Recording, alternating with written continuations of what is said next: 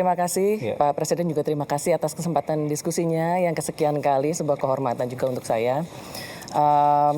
Waktu melihat pesertanya Pak, saya sudah terbayang ini pasti nanti topiknya akan banyak meng-highlight soal geopolitik dan soal ekonomi.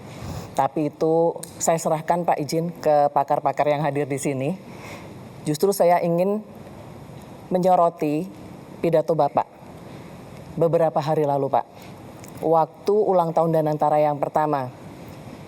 Waktu itu Bapak, ini saya ada kutipannya, memberikan statement, jangan main-main lagi dengan saya, laporan palsu, laporan menyenang-nyenangkan supaya bisa akal-akalan. Saya kasih peringatan keras ya. Nah, terkait ini, boleh kasih konteksnya Pak. Ini kira-kira laporan palsu ini terkait apa, oleh siapa, seberapa sering, dan kira-kira bagaimana Bapak bisa sadar bahwa selama ini Bapak ada beberapa data yang palsu ya dalam laporan yang Bapak terima. Karena gini Pak, kesalahan data itu dalam laporan akibatnya bisa fatal. Bisa salah prioritas, Bapak bisa salah alokasi sumber daya juga, apalagi Bapak kan pemimpin militer ya. Setidaknya dulu pernah menjadi pemimpin militer, dan dalam militer itu kalau salah data itu taruhannya nyawa Pak.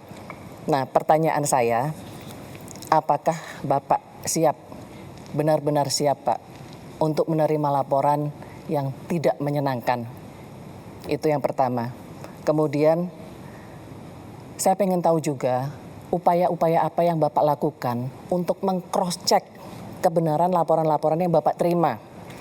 Apakah Bapak misalnya mencari second opinion, atau Bapak mencoba mencari fakta di lapangan, mungkin Bapak sidak, atau Bapak mungkin melihat keluhan-keluhan masyarakat di sosmed, atau mungkin ada rencana atau sudah ada mungkin Bapak membuka saluran khusus untuk pengaduan dari masyarakat barangkali.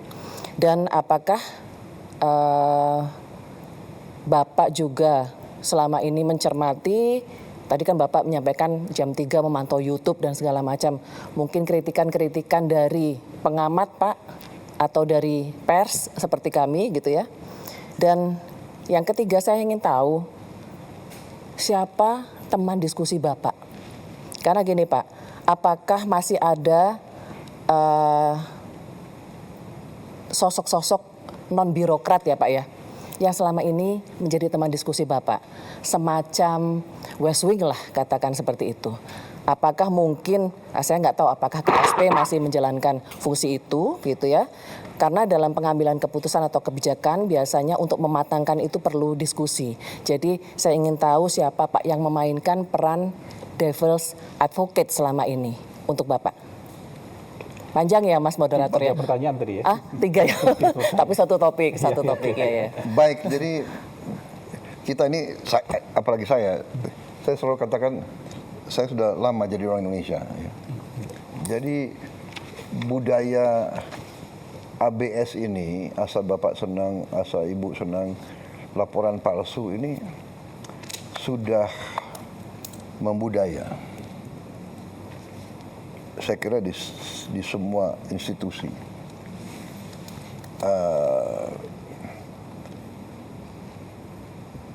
This is part of our problem. Ya, benar. Kalau salah informasi, ya keputusan tidak baik, ya kan. Dan ini masalahnya, ya. Sehingga kita harus punya mindset untuk waspada terhadap setiap laporan. Dan benar Mbak Retno, kita harus mau dan berani untuk menerima laporan yang paling tidak enak.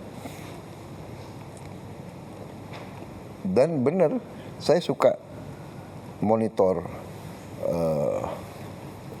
posting, podcast yang menyakitkan pun saya nonton. Karena saya anggap walaupun dia nyerang begitu dengan cara yang tidak baik, umpamanya ya, dan kadang-kadang saya ambil kesimpulan, oh ya, dia hanya motivasinya hanya dendam aja nggak apa-apa. Tapi bagi saya ini, bagi saya itu adalah justru membuat saya lebih waspada. Jadi saya sebetulnya walaupun kurang ajar ya, tapi oh ya saya harus lebih waspada. Baru saya cek, ya kan? MBG diserang, cek, saya langsung cek. Panggil kepala BGN dan saya terus cross check. Saya kirim orang-orang saya ngecek. Saya kira kalau nggak salah ya, mungkin saya bisa cek langsung malam ini. Dari sekian puluh ribu dapur sudah kita tutup lebih dari 1.000. Lebih dari 1.000. Iya kan? Iya benar, udah datanya ada ya, lebih dari 1.000. Ini saya punya wakil kepala, satu ibu ya, ibu Nani ya. Ini galak sekali dia. Ya, dia sidak terus kerjanya. 1.030 ya. Iya, datanya 1.030 Pak. Ada yang SP1, SP2 juga itu Pak. Total 1.200. Surat peringatan yang sudah disuspend 1.030. Nah, dan yang kita lakukan sekarang adalah sertifikasi. Jadi kalau dapur kamu mau survive lebih dari berapa bulan, kamu harus lulus sertifikasi kebersihan, sertifikasi keamanan makanan, dicek ke airnya gimana, ya airnya aman, airnya dimasak atau di apa tuh, kemudian omprengnya semua itu ada kriterianya. Mulai ada standarisasi. Oh iya, standarisasi. Dan kalau nggak beres, ditutup, disuspend aja, sudah terserah kau. Habis itu kita kasih nomor telepon bebas pulsa, siapapun boleh cek dan titik koordinat dari dapur itu diketahui oleh masyarakat sekitarnya. Jadi siapapun, ibu-ibu, orang tua, kepala sekolah, dia boleh masuk dan dia boleh komplain. Jadi memang laporan yang hanya bagus-bagus itu budaya yang tidak baik. Dan itu mungkin budaya Indonesia adalah mungkin niatnya baik, tidak mau menyusahkan pimpinan. Mungkin ya niatnya baik. Tapi jangka panjang. Contoh